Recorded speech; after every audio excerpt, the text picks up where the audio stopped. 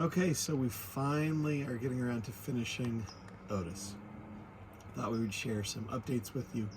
As you can see, a lot of finished material on the interior, finally not just bare insulation in here. So we chose to do headliner fabric on the inside over our plywood panels. I will insert the detail here to show you what's happening.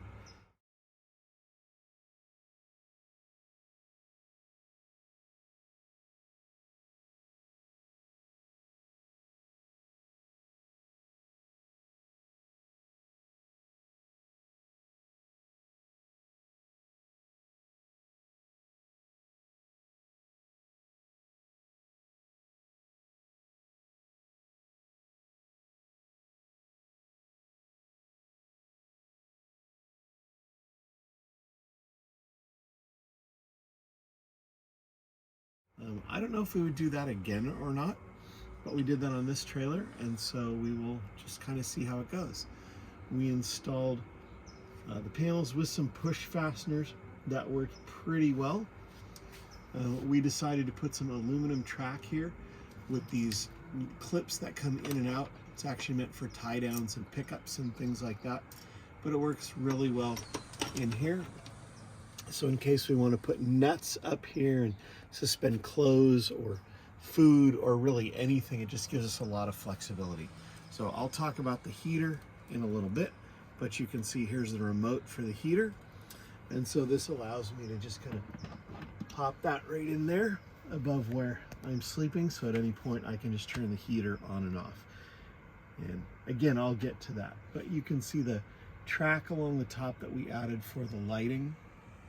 Up there, we kind of cleaned up the lighting, added different dimmers on there because I kept leaning against the touch dimmers and turning them on and off by accident. So we got actual dimmers that have a push button actually turn on and not just touch. So you can see, we have the white and the red light. So at night we can turn the red light on. It's much more subtle, doesn't ruin your night vision, and doesn't attract the bugs, which we like. We've also spent a little time going through and adding hinges on things. So this piece that we had before here now just opens up really nicely, stays out of the way. It's nice to have a little time to finish up on some of these details. We just got soft close hinges for all of these. You can see a little intake vent here. So this is actually the return for the heater. We might do something different there because it could be a problem if that gets clogged or covered up by blankets or stuff like that. But I'll go over that as well. We also added a couple layers to our mattress here. So before we just had a 3-inch mattress topper, we've actually added a 4-inch base to that. This base is 2 different layers of foam, which gives us 7 inches of foam. We slept in here last night. I actually slept better than we did in the bed in the house, which is great because even if we're roughing it out in the middle of nowhere, there's no reason you can't still be comfortable. Just makes your trip that much more enjoyable.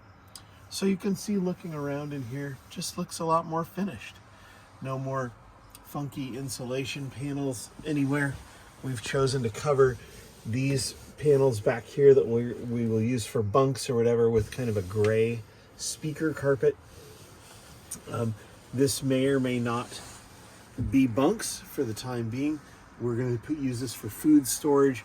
This, we can use Velcro on the bottom of our food storage things to hold the bins in place.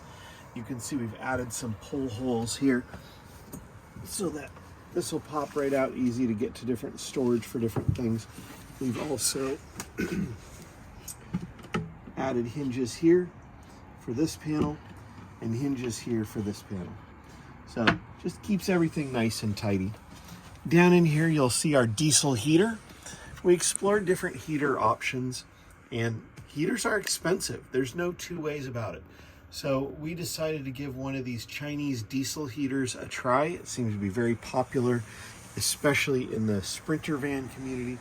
I think we paid $130 for that total and maybe another $10 for the extra ABS parts to pump it here and there. Here you can see is our output for the heat. Here's our controller for the heat right here. But also I have the remote hanging up there so I can turn that heater on and off at any point. from the remote. We have the ability to control the heater here, and I'll show you the other parts of the heater. I think I mentioned before in a previous video the sea level tank system. When we get underneath, I'll show you more about that. We got a little dehumidifier that we run in here that's really nice. Just keeps everything nice and dry in here. As you can see, a little bit more of a control panel. I bought this little guy off Amazon that I talked about in a previous video. So we've got kind of our main control panel here. Added some USB-C for our newer accessories, as well as added some lights for the outdoor kitchen. So here we've got, again, a red light, as you can see in the kitchen right here to the right, and a white light. So we can see real well at night, but also have these inside. These switches are illuminated, so we can tell if we left one of those switches or one of those lights on by accident. So a lot of stuff finished up in here. Again, I'll show you in a few minutes here everything that we've done underneath, but to show you a little bit up front here, we've added the diesel heater fuel up in here. I've cleaned the electrical up a little bit. So here we have the fuel and the pump and the filter for the diesel heater. I like to keep all that on the exterior of the trailer if at all possible. We've got a little diesel tank here for a little extra. This does not hold a lot, but will run over 24 hours on one fill. We have fired the heater up. It actually works fantastic. We'll see how it works in the long run, but for $130, it was a pretty inexpensive gamble. We finally made the decision to spend the money, I guess, to go with a lithium-ion battery. In hindsight, something I should have done a long time ago.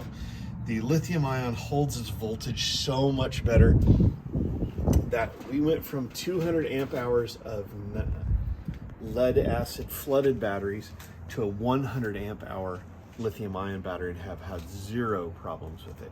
In fact, because of the voltage drop from the flooded batteries, our max air fan would actually kick out on the top two settings because the voltage had dropped down too low. As soon as we put this battery in, that problem completely went away. So that's really nice.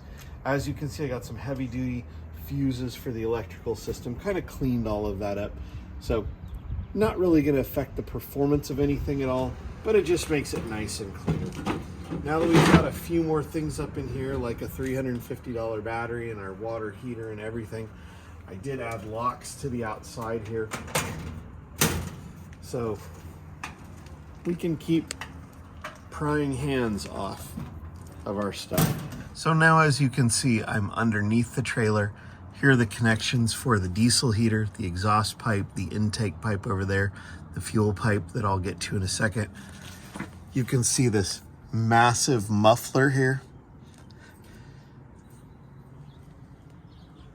The install video says, or the install instructions say that you're supposed to tip this down to the ground. It's actually so quiet you can barely even hear it. It's not a problem, but I followed the instructions because it seemed like the right thing to do. So here you can see is the intake for the heater. It just needs to be separated from the exhaust a little bit. Again, there are the connections for the heater as it comes through the floor. The intake and exhaust are separated, and the fuel line is right next to the intake. This fuel line I ran down here, and when we originally built the trailer, I welded these conduits in place for all the wiring. There was enough room in that conduit that I ran that fuel line all the way up to the front where I showed you the fuel tank. Here you can see, I don't think I've talked about these before, but there's a sensor here for that sea level tank system. There's one here, and there's one back here in the black tank as well.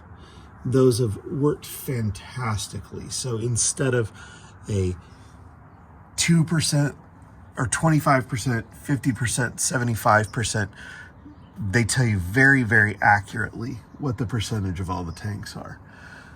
Another thing that I think I showed in another video, but I'll mention it again as long as I'm down here underneath, is this tank washer. I did add this to the black tank. It has a spinning piece inside, and the hose you can see is plumbed out there to the other side.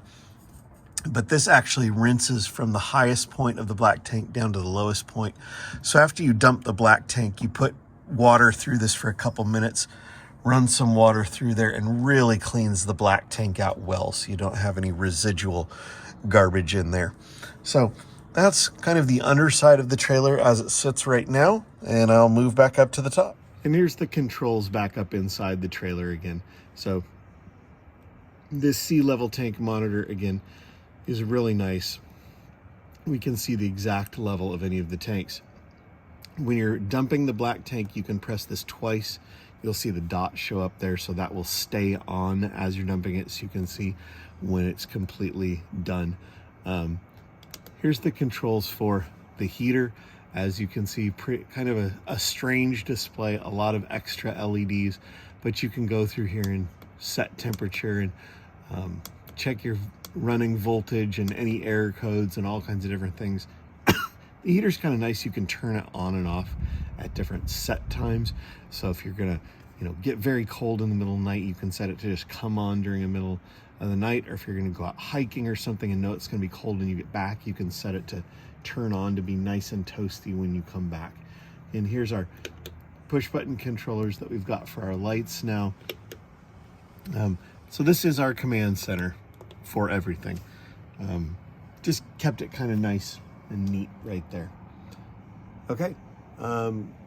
Again, love sharing Otis with you and everything about the build. Please let me know if you have any questions. Love to chat anytime. Enjoy.